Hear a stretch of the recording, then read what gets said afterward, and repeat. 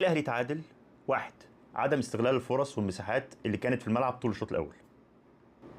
اتنين، عدم التركيز والدقة في عمل العرضيات والتركيز في الانهاء، وخصوصا ان جالك انفرادين، واحدة لبرمضان والتانية لاوتاكا وضاعوا. تلاتة، البطء في نقل الكرة في الشوط التاني، ورتم اللعب في الشوط التاني اختلف عن الشوط الاولاني رغم التغييرات اللي حصلت.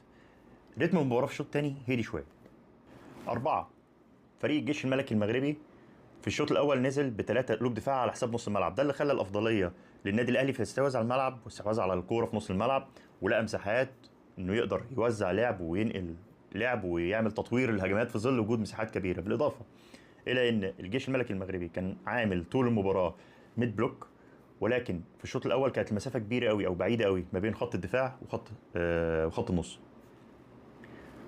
لكن بعد المشاكل والخطوره اللي عملها النادي الاهلي في الشوط الاول، بدأ الشوط الثاني المدير الفني للجيش الملكي المغربي يقلب المباراة شوية، سحب قلب الدفاع الثالث ونزل نص ملعب عشان يبدأ يقفل المساحات ويعمل سواء ميد بلوك أو لو بلوك بمساحات ضيقة. ضيق المساحة ما بين خط الدفاع وخط النص، قفل المساحات على النادي الأهلي. الأهلي ما استغلش اللعب في الشوط الأول وتعب جدا قدام المنظومة الدفاعية للفريق الجيش الملكي المغربي في الشوط